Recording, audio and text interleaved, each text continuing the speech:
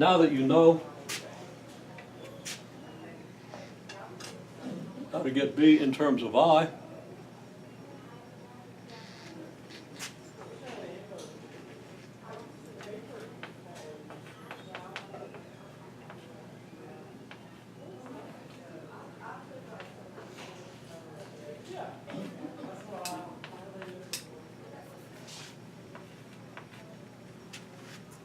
your EMF is negative L times d phi dt, right? Okay? Now what's phi?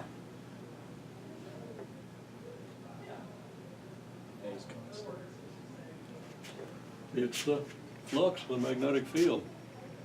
Okay? So lowercase phi is magnetic flux? Or Okay. Thank you for asking for clarification. I want it to be uppercase, and there's a B on it, right? So phi B, cross-sectional area,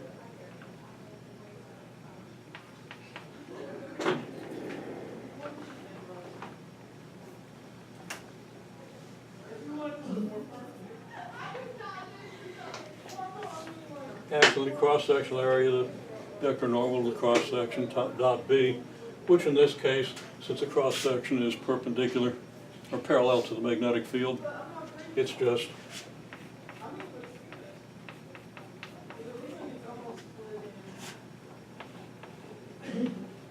this EMF.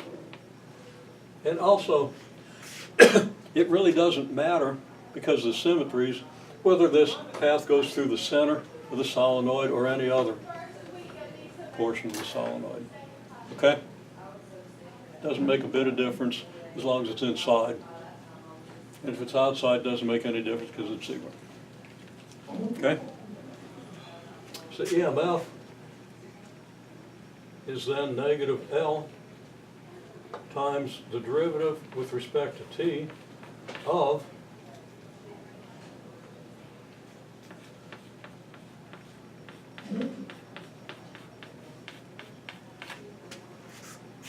this, right?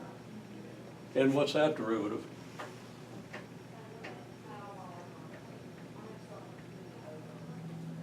zero? And it's not EMF.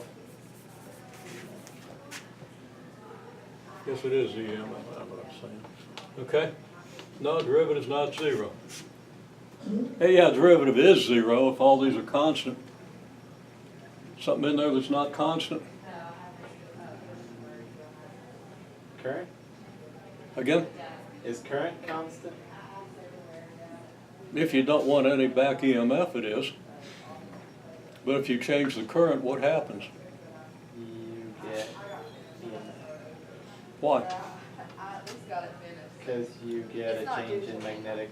You get the change in the magnetic field, which gives you a change in the magnetic flux. Thanks, see y'all. Okay? So if this was DC, then you wouldn't have any EMF? You don't get, inductors do not respond to DC, except that they have resistance, actual resistance because you got wires. Okay? Superconducting, inductor wouldn't have any resistance, okay? But unless you got liquid helium around in the right materials, you're not going to get a superconductor, okay? Or you can use a higher temperature, liquid nitrogen, which is costs about the same as milk. And liquid helium costs about the same as really good scotch. But don't drink it. Okay. At least not in large quantities. Yeah, just a little bit vaporizes, that makes you talk in a big high voice, right? Okay, so back to reality here.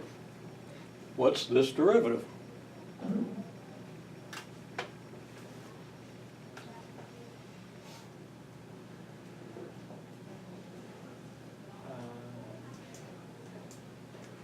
Be the change in current times L.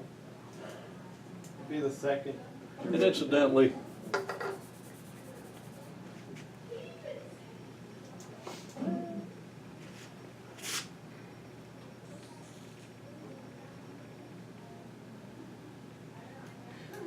what I wrote here isn't wrong, right? There's no L in this, okay? But this equals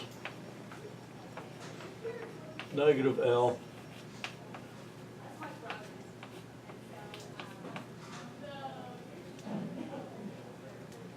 dB dt, we'll put it like that, okay? This is the EMF, this is the EMF. So I put the L in there because I wasn't thinking, because I was busy explaining. Just lack of attention. Okay, so the EMF is just a derivative, negative, well, derivative of your flux, right? So what's this derivative?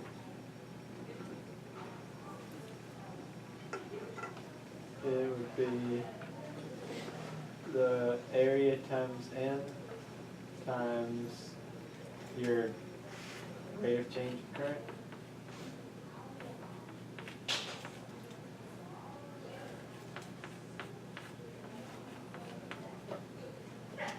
Okay.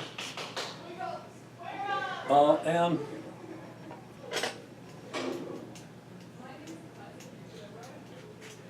again, I said equal. It's proportional by the proportionality constant that I haven't specified. Okay. Again, it involves K prime. You can easily deduce it from Ampere's law, but okay. So there we have it. So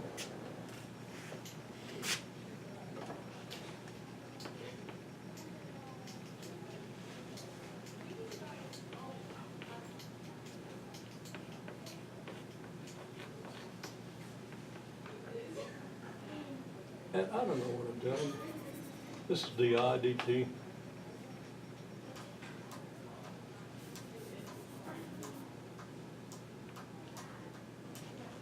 Okay. I mean, that's your definition of inductance, right? L times your di dt because, you know, it's just, inductance is what you multiply by the rate of change of current to get the EMF, right? Okay, and it's got a negative sign in there. Okay, so anyhow, your EMF is then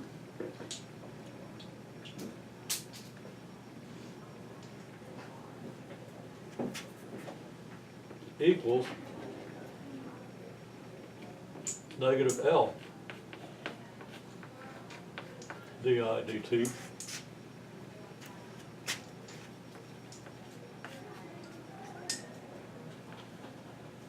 So L is proportional by the same proportionality constant we have here.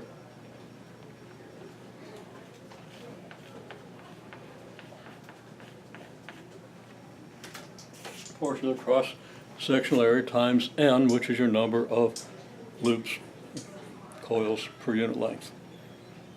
Okay? Now let me make sure my notation is the same as that of the book, because they might be using N as a total number of coils, so you have to divide that by L.